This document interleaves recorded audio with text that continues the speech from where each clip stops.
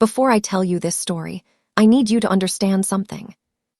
There is a kind of person the world decides is invisible, not because they are small or weak or without value, but because the people around them have decided, without ever saying it out loud, that someone like them does not need to be seen.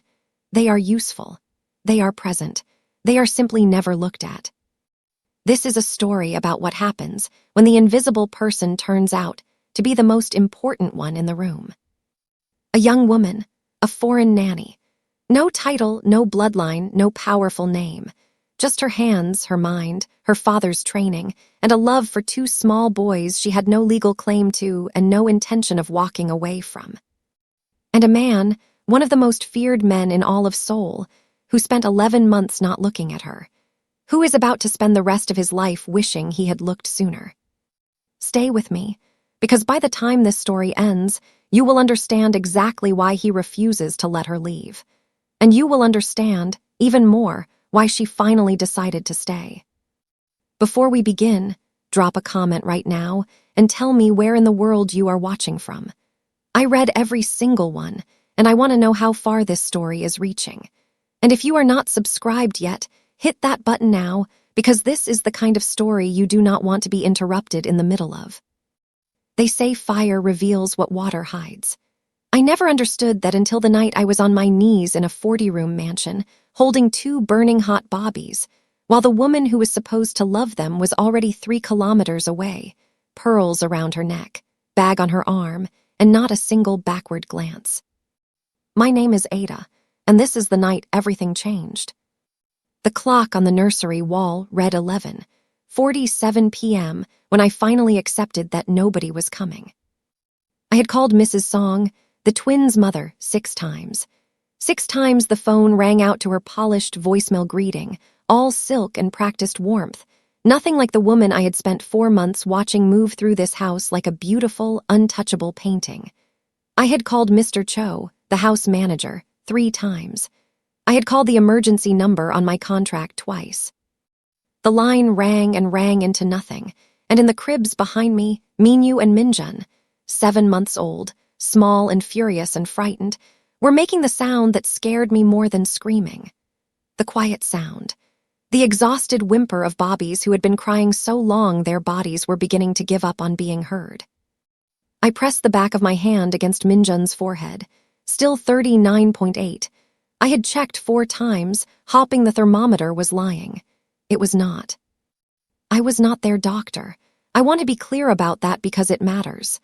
I was not their mother, not their family, not anyone with a legal claim to be in this nursery at midnight making decisions about 2 sick children. I was the nanny. The one Mrs. Song had been threatening to dismiss for 11 days, ever since she had walked past the kitchen, glanced at me over the rim of her coffee cup, and said to the air, not to me, never directly to me, that my contract had technically expired, and she hadn't decided yet whether to bother renewing it. That was my position in this house, useful but temporary, present but invisible. I picked up Minyu and held him against my chest. His small fingers grabbed the collar of my uniform with surprising strength for a baby running a fever. I looked at the door. I looked at my phone. I looked at the door again. Then I sat down in the rocking chair, pulled Minjun into my other arm, and stayed. My phone buzzed on the side table, not Mrs. Song's number, not any number I recognized. I answered.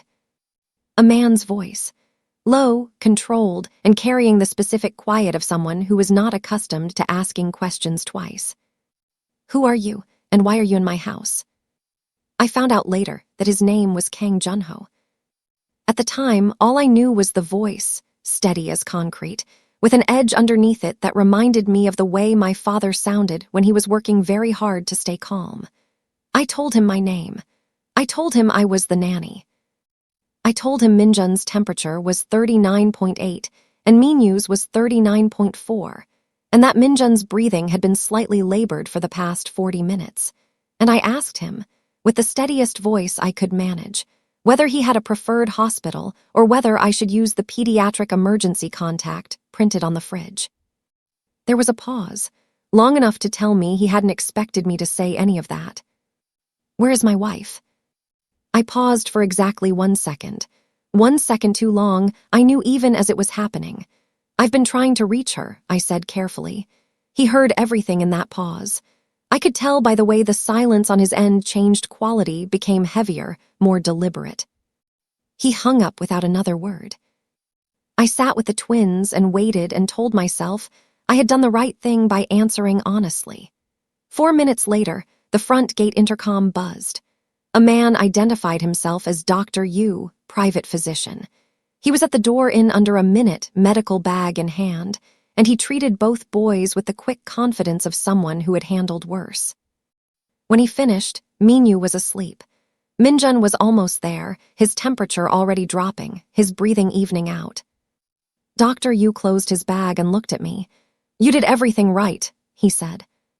I nodded. I did not tell him that doing everything right in this house had not, in 4 months, ever been enough to make me feel secure. Through the nursery window, headlights swept across the garden. A black car moved through the gates slowly, like it had all the time in the world, like the man inside it owned the time and everything else besides. The front door opened downstairs. I sat very still between the 2 cribs and listened to footsteps that moved through a 40-room house with the certainty of someone who had never once needed to figure out where they were going. I did not see the security footage until later, but I was told what it showed. Mrs. Song, whose full name was Yoon Sarin, though she had never once asked me to use it, left the mansion at 6:43 p.m. in a deep green dress. Not casual clothes, not the silk robe she wore on evenings when she drifted through the house like expensive smoke. A dress. Her hair was done. Her bag was packed for more than one night. The car that collected her from the private side entrance was not one I recognized from the household fleet. The twins had been running fevers since 4 p.m. Mr. Cho, the house manager, had been sent home early on her direct instruction. The cook dismissed before dinner. The night security guard repositioned to the east gate with orders not to enter the main house. She had cleared the building methodically, the way you clear a table you are finished with, efficiently, without ceremony. She left her sick bobbies with a nanny, whose contract she had been trying to terminate for 11 days. And then she drove away. I learned all of this sitting across from Dr. Yu in the kitchen while he wrote up his notes, piecing together what he told me and what I had already suspected. By the time he finished, I had stopped being surprised. I had moved past surprise into something quieter and colder, the particular feeling of a person who has been treated as unimportant for so long that the proof of it stops being shocking and starts being simply, terribly real. At 2 a.m., I heard the front door again. I was still in the nursery. I heard the footsteps on the stairs, measured, unhurried, and then the door opened and Kang Junho was standing in it. He was taller than I had imagined from the voice. He had the stillness of a man who had never in his life needed to fill a room with noise because the room already knew he was in it. He looked at his sons. Then he looked at me. His face was completely unreadable. "Tell me everything that happened tonight," he said. So I told him, all of it, including the expired contract. When I finished, he was quiet for a long time. Then he said, "Your contract isn't expired. I never countersigned the termination." I stared at him.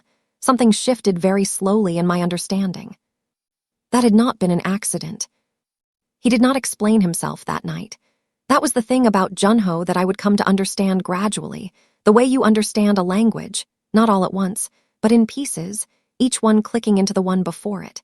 He communicated in decisions more than words. The unsent termination was a decision. The private physician at the door in 4 minutes was a decision. Standing in the nursery doorway at 2 a.m. instead of sending staff was a decision. I cataloged them all and told myself they were simply the choices of a careful employer. "Don't," he said when I started to stand up. "Stay." So I stayed, sitting between the cribs. And he pulled the chair from the corner and sat across from me, and we talked in low voices while his sons slept. He asked about the twins' routine. He asked about the fever symptoms. He asked whether this had happened before. I answered everything precisely because precision was the only thing I had ever been fully confident offering in this house. When I ran out of medical information to give him, he asked, How long have they been like this with you? The attachment. I thought about Minyu grabbing my finger on his second week of life and not letting go for 30 seconds. I thought about Minjun crying every time I left the room after month 3. Since the beginning, I said, almost. Something moved across his face. Not softness, exactly. More like the expression of a man recalculating something important. He left before dawn. I fell asleep in the rocking chair. In the morning, there was a new contract on the kitchen table. Doubled salary, permanent status, his signature already on it. I read it twice. I signed it. I told myself it was practical. I did not let myself think about the fact that somewhere in the city, his wife was in a hotel with someone else's number saved in her phone, and that he had come home to 2 sick bobbies and a nanny in a rocking chair, and had immediately, without hesitation, made her permanent. Then the front gate buzzed at 8 a.m., and everything got significantly more complicated. I knew who she was before anyone introduced us. Madam Kang, Junho's mother, Kang Suyeon, walked through the front door the way weather moves through an open window. She didn't announce herself because she clearly felt no building she entered required advance warning. She was 70 years old, and she wore it like a rank. Small, precise, with eyes that cataloged everything they touched. She moved through the ground floor, through the kitchen, up the stairs, and into the nursery, where I was changing Minjun and Minyu was sitting in his activity seat, conducting what appeared to be a very important personal investigation of his own feet. She stopped in the doorway. She looked at me the way people look at furniture they did not select and are not entirely sure they want to keep.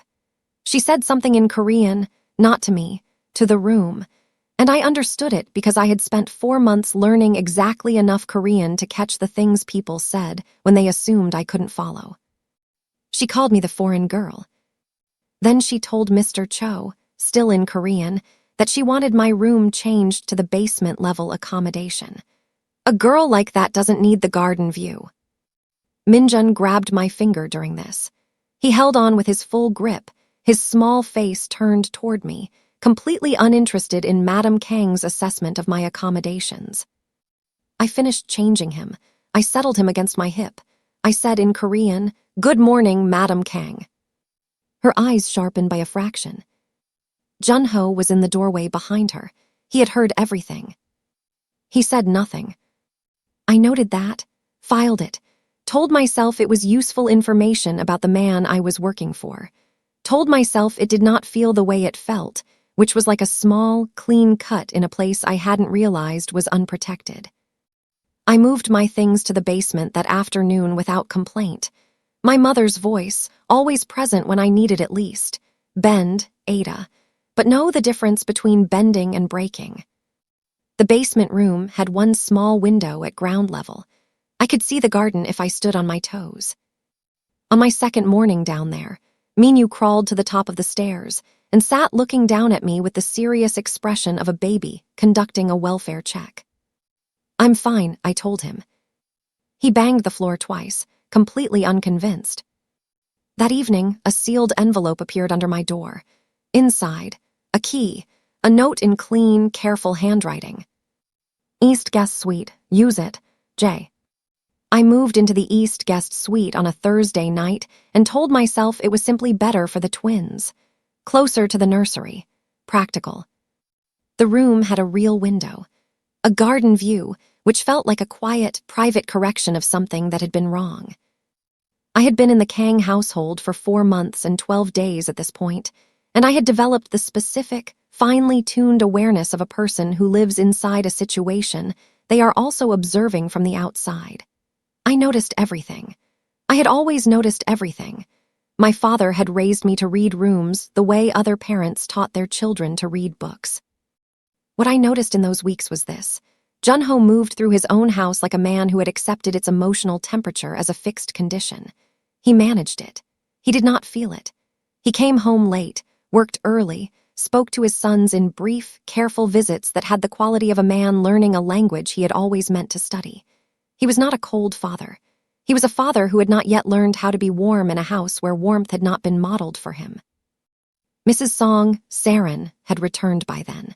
She came back with a lawyer and a story about a personal crisis that needed urgent attention. She walked through the house in her silk robe and her perfect nails and her phone always in her hand, and she found me in the kitchen one morning making the twins' puree and said, "You're still here," with the tone of a woman who had expected a different answer. "You're welcome," I said pleasantly and kept blending. It was the first thing I had said to her in 4 months that was not, "Yes, ma'am." She looked at me for a long moment, then she left the kitchen. That evening, I was passing the study door and heard her on the phone, voice low and stripped of its usual performance. "Find something on her, anything. I want her out of this house by the end of the month." I stood in the hallway and listened to the silence after she hung up. I thought about my bag, still packed with the specific minimalism of someone who had never intended to leave a mark. Then I went back to the nursery, picked up Minjun, and held him until he fell asleep. I was staying. Whatever she found, I was staying. The fall happened on a Tuesday. Minjun had recently discovered the coffee table. Specifically, that it was the exact right height for pulling himself upright and standing with the swaying, overconfident triumph of a baby who has achieved vertical orientation for the first time and sees no reason to be cautious about it. The new daytime nanny, Mrs. O, was checking her phone. Saren was in the next room on a call. I was in the kitchen cutting fruit and listening with the part of my attention that never fully left the twins.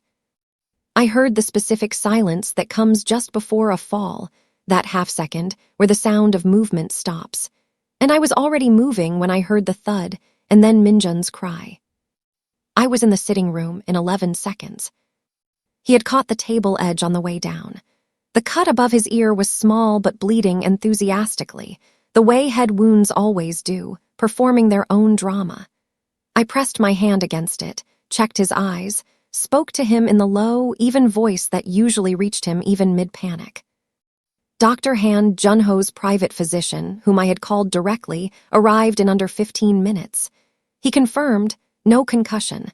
The cut needed a single small bandage. Minjun was fine.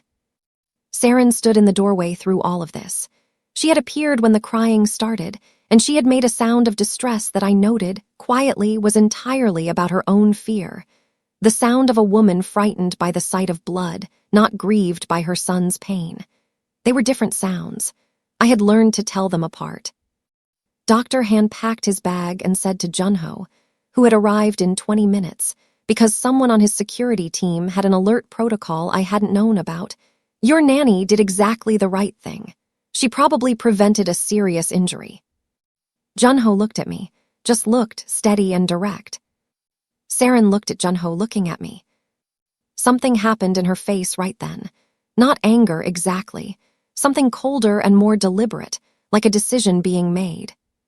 She smiled at me when she caught me watching her. It was the most frightening thing she had ever done. The file arrived on a Friday. Someone slipped it under my door, not in an envelope this time. Just a printed document, face up, waiting for me when I came back from the nursery at 7 a.m. It was a background report on my family, on my father. Dr. Emmanuel Ade, professor of international relations, University of Lagos, resigned 4 years ago following an academic fraud investigation. Charges found unsubstantiated after inquiry. Case closed. Reputation permanently damaged regardless. I sat on the edge of the bed and read it twice. My hands were steady. My chest was not. Saren had clearly commissioned this. She had found the one thing in my life that still had the power to stop me mid-breath, not my past. Not my choices, but my father's name, my father's pain, the career that was taken from him by something none of us had yet been able to fully explain or fight. At the bottom of the printed page, in handwriting I didn't recognize, "She knows more than this. So do we. Leave while you can a friend." A friend. In a house where I had none except a 70-year-old housekeeper named Mrs. Bay, who showed affection through the medium of leaving extra rice outside my door, and had once, exactly once, told me that the twins choosing me meant something in this house. I folded the report. I put it in the inside pocket of my bag. Then I went to make the twins breakfast because Minyu was already awake. I could hear him on the monitor, narrating his own morning with tremendous enthusiasm, and hungry bobbies did not wait for their nannies to process complicated feelings. But that evening, alone in the East Suite with the garden dark outside my window, my phone rang. My father's number. He sounded afraid. My father, who had walked into a fraud investigation and a destroyed career and a family's financial collapse, and had never once sounded afraid. Ada, stop whatever you are doing there. They know you are looking. Someone contacted me today, and Ada, it came from inside that house. I need to explain something I had not yet told anyone in that house. I did not come to Seoul by accident. My father's fraud case was not random misfortune. I had spent 3 years tracing it, one sourced fact at a time, the way he had taught me to build a case, patience over speed, evidence over instinct. The investigation that destroyed him had been engineered. His research had challenged a narrative that powerful people needed to protect. Someone had needed him discredited, and they had found a way. The thread I had followed, carefully, over 3 years, led to a funding body. The funding body connected to an international charitable foundation. The foundation connected, through 2 layers I had been very quiet about pulling apart, to the Kang Foundation. I had applied for the nanny posting through the specific agency that placed domestic staff with the Kang household. I had been prepared to spend 12 months inside this house, finding what I needed. What I had not been prepared for was Minjun. For Minyu crawling to the top of the stairs to check on me. For 2 small boys who had decided, somewhere around month 2, that I was theirs, with the absolute authority of bobbies who do not ask permission to love. I had not been prepared for any of that. I sat with my father's fear in my chest and thought about the window above the East Utility Hub, the foundation server connection port that routed through the building I was living in, 6 feet from my room, which I had discovered in my 2nd week, and had been accessing with the patience of someone who knew exactly how long good work took. I had almost everything I needed. But someone inside this house knew I was looking. And that meant I had to make a decision, leave with what I had, or trust someone I had not planned to trust. I went downstairs. I knocked on the study door. "Come in," Junho said. I came in. He listened without interrupting. That was the first thing. I had prepared myself for several responses: controlled anger, strategic coldness, the particular dismissal of a powerful man who has been deceived on his own property. I had not prepared myself for simple, careful attention. I told him everything: my father, the research, the fraud, the funding body, the Kang Foundation thread, 12 months of quiet work inside his household. When I finished, the study was very still. He opened the laptop on his desk and turned it to face me. It was an internal Kang Foundation audit, dated 18 months ago, flagging the exact fund allocation I had been tracing. "I have known something was wrong here for 2 years," he said. "I did not know where to start." I stared at the document, then at him. "You already started," I said. "I started in the wrong direction." He turned the laptop back toward himself. "You started in the right one." We spent 4 hours at that desk. I showed him my evidence. He showed me his. Together they formed something I had not been able to see from either side alone, a complete picture. The fraud ran deeper than my father's case. The money was not the point. The money was small, relative to what was being protected. What was being protected was a narrative, a set of international partnership agreements that required the specific academic discrediting of my father's published findings to remain unquestioned. And the name at the center of the protection was not one I had reached yet. Junho found it in the secondary signatory field of a shell company account while I was still reading the audit. He stopped. He read it twice. Then he closed the laptop with the slow, deliberate movement of a man containing something very large in a very small space. "My mother," he said. The study was completely silent. Behind us, the door opened. Saren stood in the doorway, looking at the 2 of us, the documents, the laptops. Her face went through several things very quickly. "What is this?" she asked. Junho closed his laptop. "Good morning," he said. Madam Kang called me to the formal sitting room on a Monday.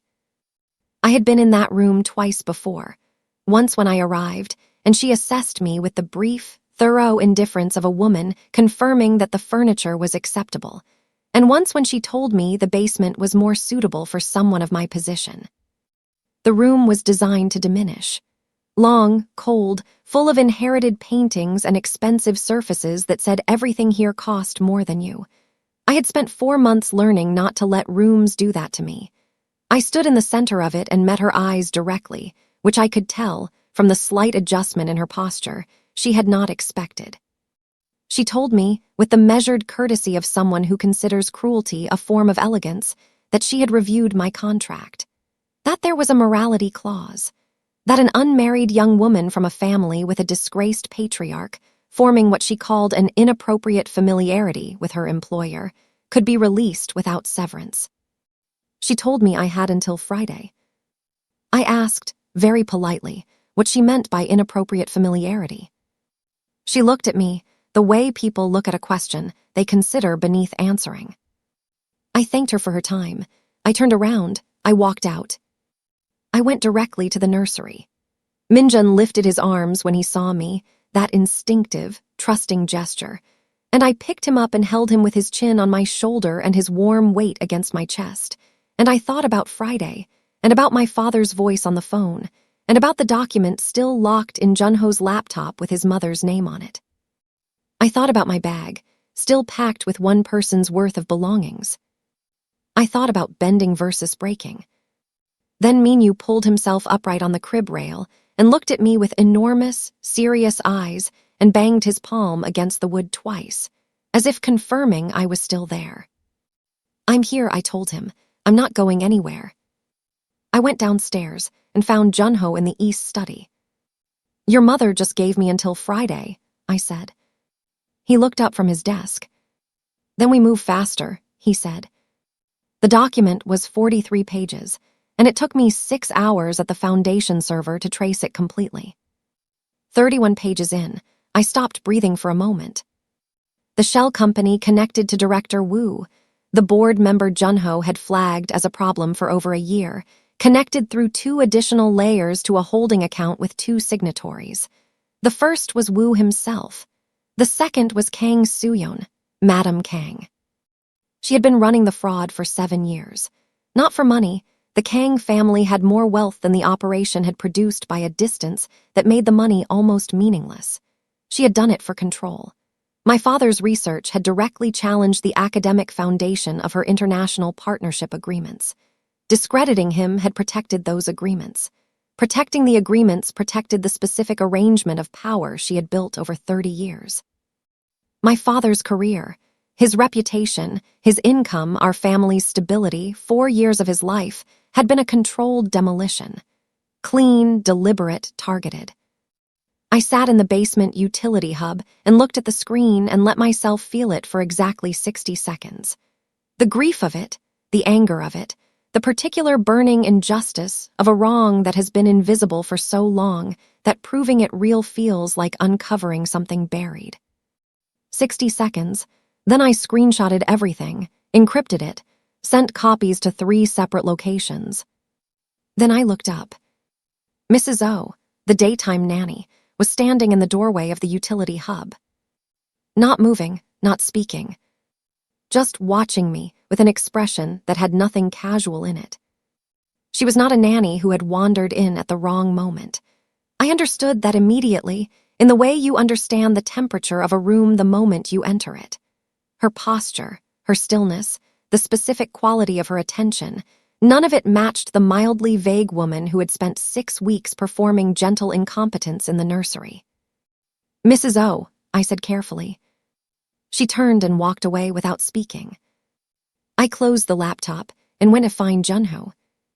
Her real name was not Oh Jihai. Junho confirmed this in under 40 minutes. The employment agency records were clean on the surface, too clean, in the specific way that professionally constructed identities are always slightly too smooth when you run them against real institutional databases. Her reference checked to a company that did not exist. Her identification was real, but manufactured 2 years ago. She was not Madame Kang's plant. Junho had considered that and discarded it. She had been placed before the fraud investigation began accelerating. Her presence predated everything we had uncovered by 4 months. "Jade Dragon," Junho said. He said it quietly, with the stillness of a man recalling a name he had hoped not to encounter for some time. Jade Dragon was not a company. It was not an organization in any conventional sense. It was a methodology, a patient, systematic process of embedding inside the households of powerful men, learning the architecture of their lives, and dismantling them at the moment of maximum instability. They had been inside the Kang household for 6 months. They had the building layout, the staff schedule, the twins' routine, and every soft point in the security grid. They had been manufacturing the instability, the fractured marriage, the dismissed staff, the isolated household, with the precision of people who understood that the best way to collapse a structure was from the inside. "Saren," I said slowly. Junho was very still. "They found her pressure points," I said. "They told her you were planning to remove her. They made her feel expendable, and then they handed her away to feel powerful again. She may not even fully understand what she helped them build." He sat with that for a long time. "She left the boys," he said. "She was told staff were present. She was told it was handled." I looked at him. Someone lied to her so she would leave, and then they were going to let her take the full blame when everything collapsed. He stood up. "Where is Mrs. O now?" Her room was empty. Her things were gone. Which meant Jade Dragon knew their cover was blown, and they would not wait long. There is a night in every story that belongs only to the people who understand what is coming. I spent mine in the nursery with the door open and the monitor on and both boys sleeping in the particular peaceful confidence of Bobbies who have decided the world is fundamentally safe. Minjun on his back, arms wide, taking up the full width of his crib like a small king. Minyu had somehow acquired my cardigan from the chair and had it bunched under his chin. I watched them breathe and I thought about my father, his voice on the phone, afraid for the first time in my life. I thought about the 43 pages encrypted in 3 locations. I thought about Junho saying my name that morning, not the nanny, not any of the other things I had been called in this house, just Ada, like he had decided it was important. I was 30 years old and I had come to this house to do one thing and had, somewhere around month 3, started doing something else entirely. Something I had not planned and had not budgeted for, and which had made the plan considerably more complicated. I was not going to leave those Bobbies. I understood that about myself with the same clarity I understood the 43-page document and the shell company and the 7 years of deliberate fraud. Some things you know completely. The smart home system chirped once. That small, specific sound it makes when a perimeter sensor detects movement. Then silence. Not the silence of nothing. The silence of something deliberate, the particular quiet of a feed that has been cut. I was on my feet before I had consciously processed the decision. I went to the intercom and said Junho's name once. His voice came back immediately. "I know, we have 4 minutes, move." I moved. 4 men. I counted them on the interior camera before the feed went dark. Professional, rehearsed, moving through the east entry points with the specific efficiency of people who had studied this building from the inside. Because Mrs. O had given it to them, every soft point, every rotation gap, every secondary entrance. What they did not have was the rotation change Junho had implemented 2 days ago on my recommendation. What they did not have was Junho's security chief, Mr. Bay, positioned in the east corridor since midnight with 4 of his best men. And what they did not have was me. I took the twins first. That was never a question. I had already dressed them in warmer clothes.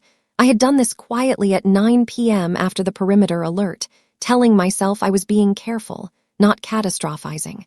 Minyu woke up and looked at me with serious eyes as I lifted him. He did not cry. I have thought about that many times since. How he looked at my face and decided it was not a crying situation. The back staircase, 14 steps. I had counted them my first week, the way my father had taught me, map every exit, every secondary route, every way out that is not the obvious way out. I reached the panic room in the south corridor. Biometric lock. I keyed it and Mr. Bay's second, a quiet man named Shin, was already inside. I handed him the twins. Both boys looked at me with expressions of profound personal objection. "Don't open this for anyone except Mr. Kang or me," I told Shin. "Not Bay, not anyone else, only them." He nodded. I locked them in from the outside and turned around and ran directly into Junho in the corridor. He stared at me. "I told you to go with them." "You told me no such thing," I said. "And your east corridor coverage has a 40-second gap that your rotation change didn't close." He looked at me. Something moved across his face. "Show me," he said. The gap was exactly where I said it was. The east corridor coverage crossed during a 20-second window when two of Mr. Bay's units passed each other, a timing overlap that left a blind stretch of 14 meters unwatched. My father had drilled coverage overlaps into me in his backyard in Lagos at an age when most children were studying geometry. I had identified it the moment Junho showed me the revised rotation and had flagged it in the briefing. Mr. Bay had noted it professionally and not corrected it, which was how the second operative reached the second-floor landing. I was behind Junho when it happened. I saw the movement in my peripheral vision before Bay's man did the service corridor on the right, the one the rotation left unwatched, a figure moving fast and quiet. "Right," I said, once clearly. I stepped past Junho. My father's friend, Colonel James Oceano, retired Peacekeeping Corps, 3 conflict zones, the man who had spent 15 years turning up at our house and teaching me things with the patient conviction of someone who believed preparation was love made practical, had drilled a specific response to exactly this situation. In a narrow corridor, at close range, against someone whose primary advantage was momentum. I used it. It took 4 seconds. The operative was on the ground. I stepped back. Bay's man stared at me from the end of the corridor with the expression of someone recalculating a significant number of prior assumptions. When it was over, all 4 contained, Bay radioing the all-clear, Junho stood in the corridor and looked at me. The controlled expression he wore like a second skin had come apart, just slightly at the edges. Not much. Enough. "Who are you?" he said. It was not the first time someone in that house had asked me. It was the first time I wanted to answer with all of it. "My father's daughter," I said. She asked to speak to me alone, which surprised everyone. I agreed because I had learned that honesty usually comes from the sources you least expect it from, and Saren's face in the hallway after the attack had carried something I had not seen on her before, not the performance of remorse, not the careful architecture of self-protection. Something raw and uncovered, like a room stripped of its furniture. We sat in the garden in the late afternoon. Neutral ground. She looked smaller outside the house. The silk and the perfect nails and the phone were still present, but they seemed less like armor now and more like habit, things she wore because she had been wearing them so long she had forgotten there was a choice. She told me what they had told her. That Junho was building a case to remove her. That she was being replaced. That I had been brought in specifically as part of that plan. That my presence was a statement about her inadequacy as a mother, as a wife, as a person worth keeping. She told me that on the night she left, she had been told explicitly that 2 staff members were present in the house with the boys. That it was handled. That she could go. "I did not know they were alone," she said. She said it simply, not as a defense, as a woman who had been sitting with something for weeks and had decided that the only bearable thing left was the truth. "I know," I said. Because I did. I had checked the communications. Someone had sent her a message, from a number she trusted, one that had been placed in her phone months earlier by people who were patient about their long games. She had been used and then positioned to take the fall for everything. "They chose you," I said, "because you were already lonely, already afraid, already halfway convinced you were disappearing from your own life." She looked at the garden for a long time. Did Junho know, before all of this? He knew something was wrong, not what. She nodded. Then, I owe you something I don't know how to pay. Protect your boys, I said. Start there. The prosecutor's office received the package on a Wednesday. 43 pages, 4 years of financial records, Director Wu's shell company documentation through 3 layers of corporate masking, the secondary signatory account with Madam Kang's name on it, the academic fraud methodology linked directly to my father's case, and a supplementary file assembled by Junho's investigators in the 72 hours since the attack, connecting every thread into a single, complete, indefensible picture. Director Wu was in custody by Friday morning. The arrest was handled without drama, which I was told was characteristic of how Junho preferred things to go when they went well. What happened with Madam Kang was quieter, more surgical. Junho handled it the way he handled things that genuinely mattered, without performance, without announcement. The Kang Foundation Board was restructured. The charitable allocations were audited and restored. Her name was removed from every directorship she held. It was not a public humiliation. It was something she would consider worse, a complete and permanent loss of the power she had spent 30 years assembling. My father's case was reopened on Thursday afternoon by a prosecutor I had never heard of, who turned out to have attended the University of Lagos on a fellowship funded by my father's research program in 2016. I found this out later. I think Junho found it out first and chose that prosecutor specifically. I did not ask. Some things you appreciate without requiring explanation. That evening, my phone rang. My father. I went to the garden. I stood on the grass in the dark and I answered. He was quiet for a long moment. Then, Ada, they've reopened it. His voice did something I had never heard it do in 30 years. It broke, just briefly, not from pain this time, from something on the other side of pain. I sat down on the grass where the garden was wet from the evening watering system, and I did not bother pretending, for the first time in a long time, that my eyes were not doing what they were doing. The city around me kept moving. Cities do not pause for private moments. But in that garden, in the dark, something that had been held in a tight and patient grip for 4 years finally, quietly, let go. The formal sitting room for the 3rd time. Same room, same inherited paintings, same cold surfaces designed to say everything here is above you, but Madam Kang was not in it. Junho was. And beside him, standing with the careful posture of someone practicing something unfamiliar, was Saren. She had brought a document. I read it standing at the table because old habits do not release easily. It was a formal letter to the domestic staffing agency that had placed me, detailed, precise, retracting every prior communication regarding my conduct and character. It addressed, by name and by date, each complaint she had filed. It did not soften them with vague language. It corrected them directly, in the specific way a person writes when they have decided accuracy matters more than how they appear. She had clearly written it herself. There was no lawyer's smoothness in it. I cannot undo what I did, she said to me, not to Junho, not to the room, to me with the direct steadiness of someone who has stopped performing and has found it exhausting to go back. But I can make sure it does not follow you. I folded the letter carefully. It was not forgiveness. I was not in the business of dispensing forgiveness on a schedule. But it was something real, a person measuring a wrong they committed and deciding to carry it honestly rather than burying it. Thank you, I said, because that was the true thing. Saren left the room. Junho stayed. He looked at me across the table with that expression. The resolved calculation that had been sitting in his eyes for weeks, finished now, settled into something steadier. Your father arrives Thursday, he said. I had the West Wing guest suite prepared.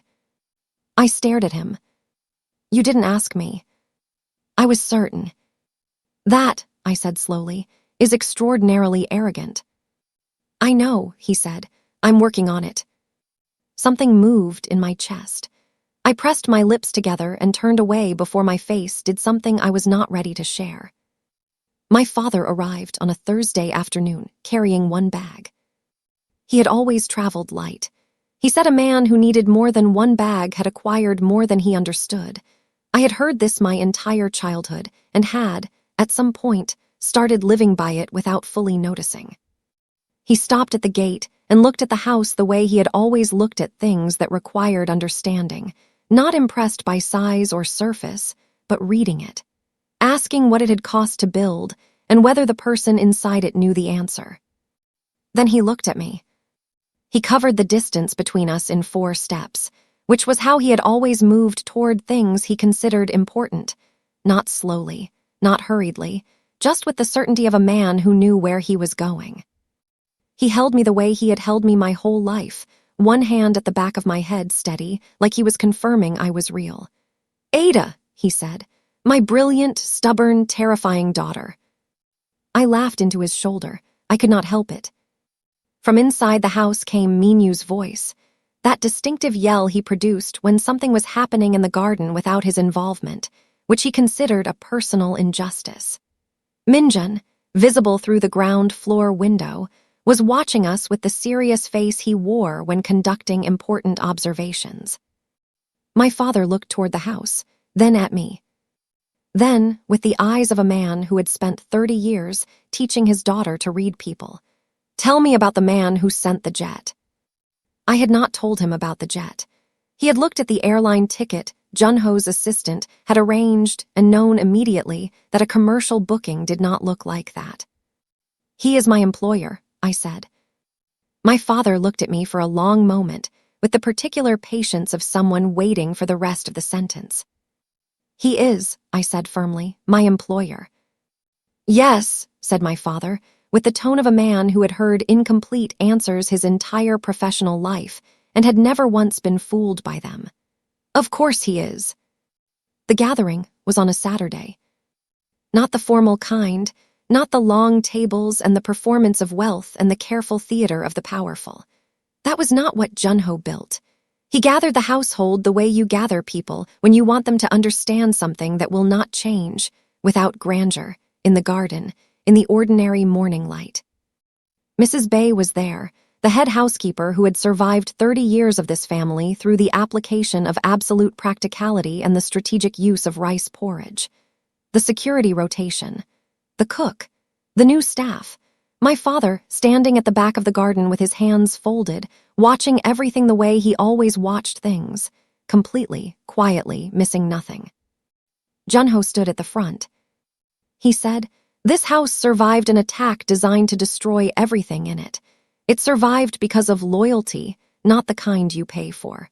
The kind that runs toward something when every reasonable instinct says to run away."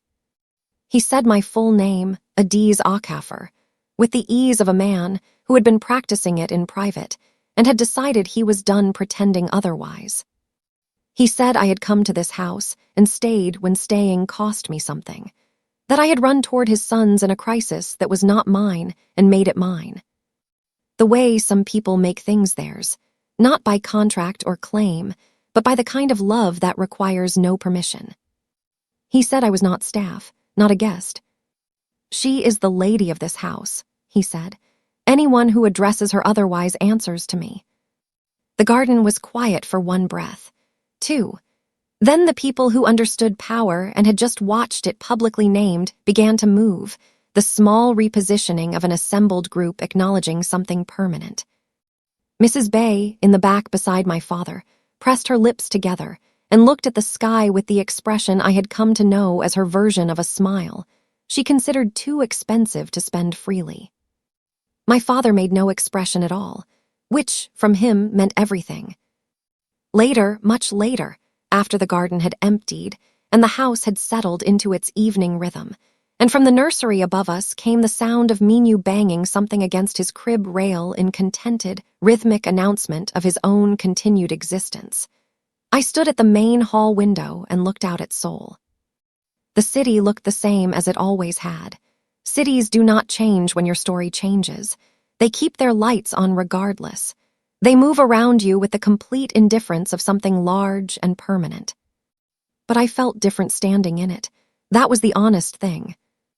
I heard Junho come to stand beside me, not behind me, beside. You planned all of it, I said. The gathering, the announcement, all of it was already planned before you asked me to stay. I'm a practical man. You keep saying that. It keeps being true. I looked at the city for a moment. At the lights and the movement and the vast, indifferent machinery of a place that had swallowed my father's name and 4 years of our family's stability and 11 months of my life, and which now looked, from this window, like something I was standing above rather than inside. My father, I said, when his name is fully cleared, I want. He is staying, Junho said simply. The West Wing has been his for 3 days. He reorganized the bookshelf on the second morning, which Mrs. Bay took as a sign of permanent intention. I turned to look at him. You are extremely arrogant, I said. And you are still here, he said. Above us, Minyu's banging stopped. A moment later, Minjun's voice filled the quiet, that serious, earnest narration he directed at the universe every evening, reporting on the day's developments with great personal investment. Something moved across my face, not the small, careful smile I had spent months controlling. The other one. The real one, the one I had kept packed away with everything else I hadn't intended to leave behind. I let it stay. He is going to wake his brother, I said. He already has, said Junho. I laughed, really laughed in this house, in this city, in this life that had stopped being a plan somewhere around month 3 and had become, without my permission, something I wanted to keep. I went back to the nursery one more time that night. Not because I needed to. Mr. Bay's team was on rotation. Mrs. Bay had checked on the boys twice. The house was the most secure it had been in months. I went because some habits are not really habits. They are just the shape your love has taken. Minyu was awake. Of course he was. He was sitting up in his crib with the particular alert posture of a baby who suspects the world has been doing interesting things without his oversight. He saw me in the doorway and made a sound that was not quite a word, but was clearly meant to be one, his version of finally, I had always thought. I went and picked him up. He grabbed my collar immediately. Minjun was asleep, one arm over his face the way he always slept, like he was bracing against something. His small chest rose and fell in the steady rhythm that I had spent 11 months learning to read, the difference between the sleep of a content baby and the sleep of a worried one. This was the content kind. I sat in the rocking chair between the 2 cribs with Minyu against my chest, and I let myself be still for the first time in what felt like a very long time.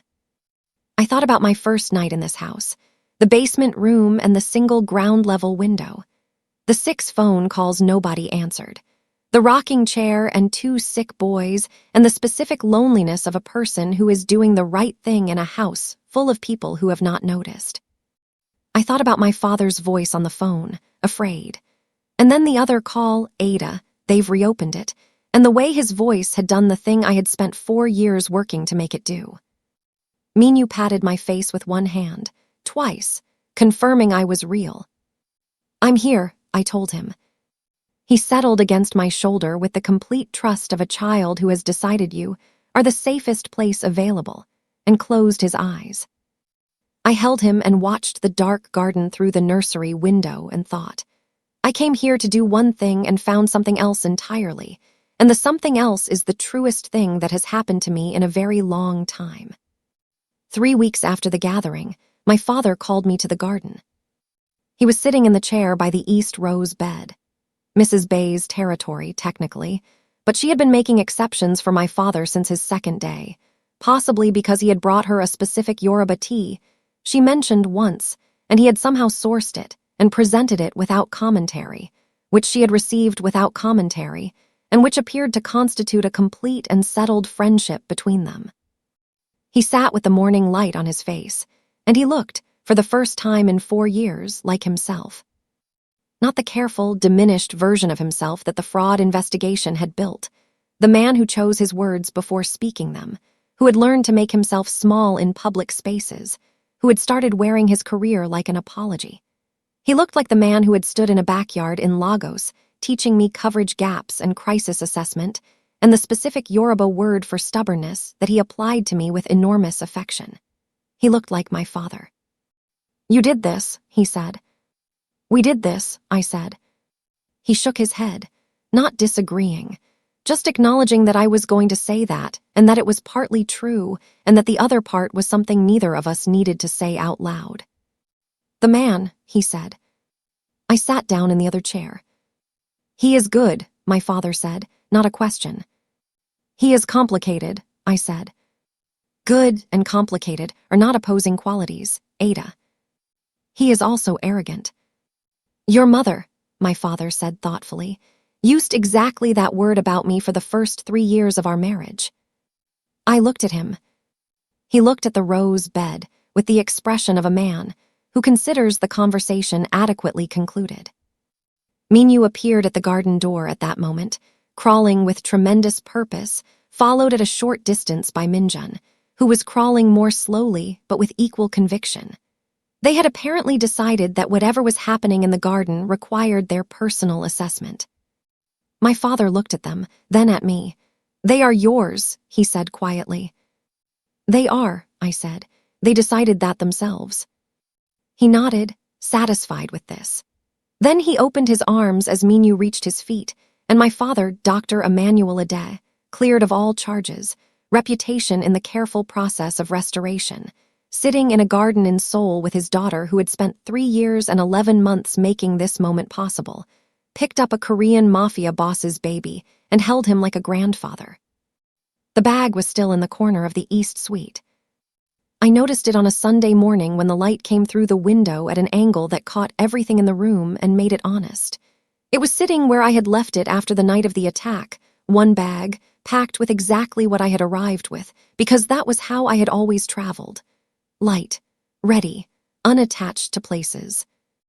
I stood and looked at it for a long time. Then I picked it up, carried it downstairs, walked through the kitchen, where Mrs. Bay was making rice porridge and pretended not to watch me, through the main hall, where my father was reading in the morning light and raised one eyebrow without looking up from his page, to the garden. Junho was there. He was standing at the far end near the gate with his jacket off and his sleeves rolled up, which I had learned meant he was done performing and intended to be direct.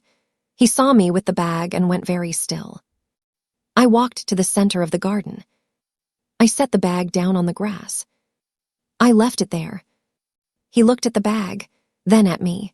Something moved in his expression, not the resolved calculation, not the practiced stillness. Something open and unhurried, like a room with all its windows finally uncovered. I have terms, I said. Name them. My father stays. His work continues, funded properly. From the Foundation's restored research allocation. And I answer to myself, not to your security division, not to anyone else. Already arranged. And you stop being arrogant. He was quiet for a moment. I can reduce it significantly, he said. I cannot promise elimination. I pressed my lips together. From the nursery window above us, Minyu's voice carried down to the garden. That morning narration he delivered to the world every day, reporting on everything he had observed since waking. Minjun's quieter voice joined it. My father's laugh, low and warm, drifted from the main hall. I looked at Junho. He looked at me. No calculation, no distance. Just two people standing in the morning light of a house that had been through fire and investigation and the long, patient work of uncovering things that had been deliberately buried and had come out the other side with something that had not been there before. Show me the Foundation restructuring files, I said. We have work to do. He almost smiled. The real kind, not the controlled, carefully rationed version I had been cataloging for months. The actual one.